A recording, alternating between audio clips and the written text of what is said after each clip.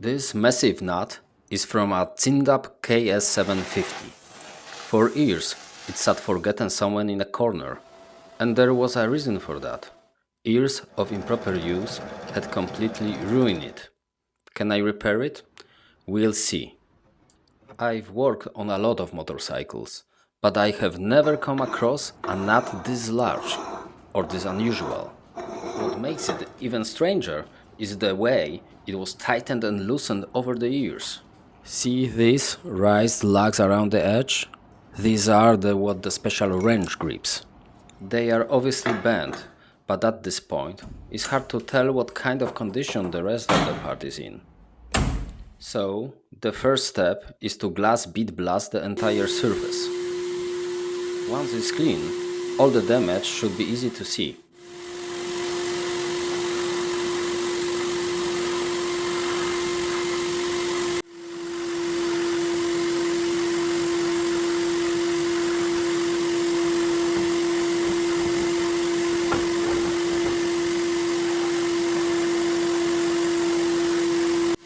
Oh yeah, I like it. Now the surface is clean, the damage is much more easy to see. The lugs are chipped and bent. We can also see all the places where whoever worked on it before missed with the hammer. Their aim wasn't very good. The next step is to straighten the bent lugs and bring them as close as possible to their original shape. For that, I'm gonna hit them up a bit. I have to admit, guys, this is the one of the most satisfying ways to work with the metal. I hit each lug until the steel is soft enough to move, but stop before it beginning to melt. And how do I know when it's ready? By the color. The steel turns almost orange. Through the welding goggles, it looks bright cherry red, but in normal light, it's almost sparkling orange. Now I just need to hit the right spot with the hammer and work with the metal bag out where it was smashed in years ago.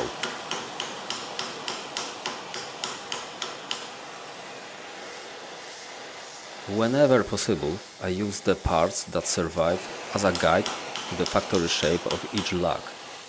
These lugs should have semi-round profile.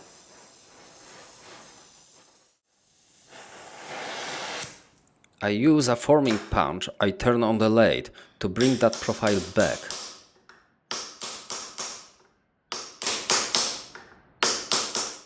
Then I use the hammer to work the chipped top edge back to the shape. That's pretty much basic blacksmithing.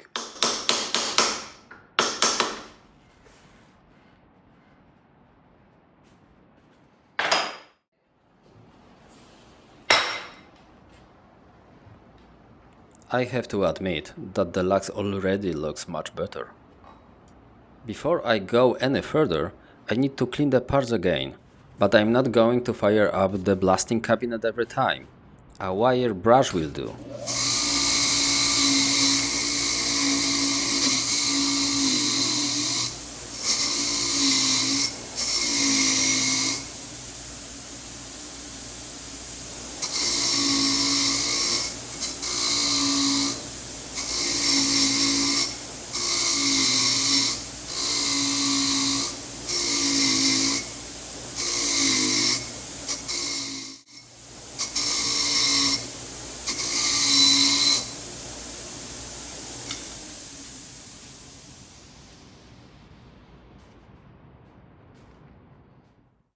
A belt grinder is a very efficient tool for removing material.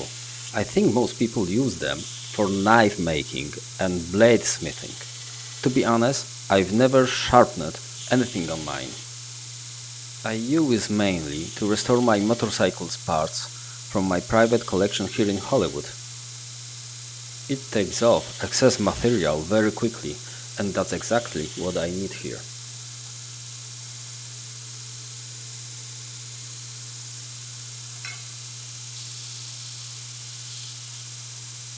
I'm turning up front face and the top of each lug. In a moment, I will also work on the back face of the lugs that survived.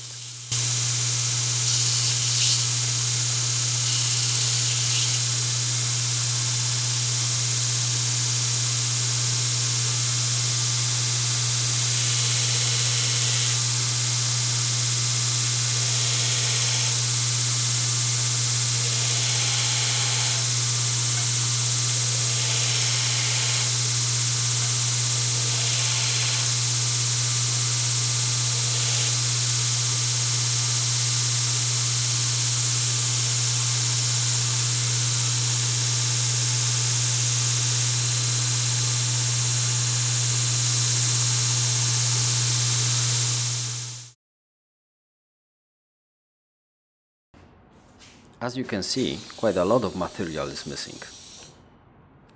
I'm going to build those places back up with TIG welding.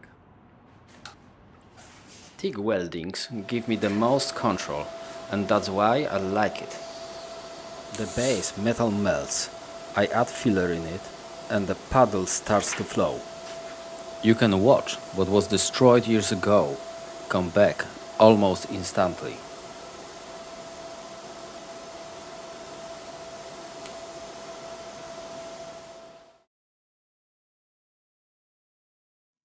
I don't have the kind of steady hand many welders do, where every lug comes out built up to exactly the same height. So, I take a practical approach. Once I know I have added enough material so I can machine it back on the lathe, grind it, and recover the shape it had when it left the Zündapp factory. I use the lathe whenever I can because it gives me a precise dimensions and symmetry. Here, it lets me bring every lug to the same width and height. Everything else is finished by hand. Finishing means more grinding, but not it has to be a precise. I'm trying to recreate the shape that's very close to the original, even though it can never be exactly the same. When you rebuild something, you never recreate exactly what was there before. Every restoration involves some degree of interpretation. In that sense, it's also a creative process. I can imagine that if the person who cast this part at the Zündapp factory around 8 years ago could see those lugs, he would notice that the profile isn't exactly the same. But in the same time, I think he would be glad that, around 8 years later, someone was trying to restore what he made.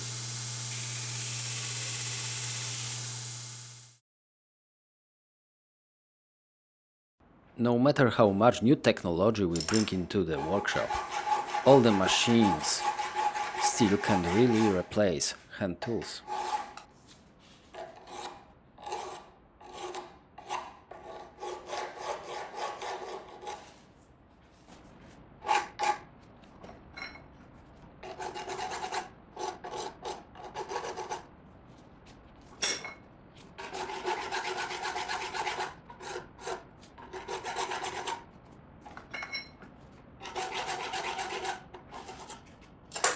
A traditional hand file is slow, but it gives you a great deal of control over the shape you are creating.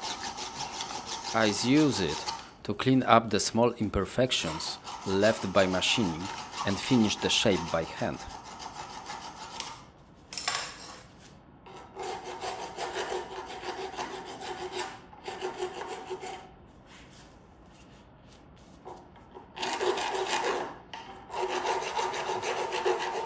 Once I have the shape where I want it, I smooth the part with the angle grinder.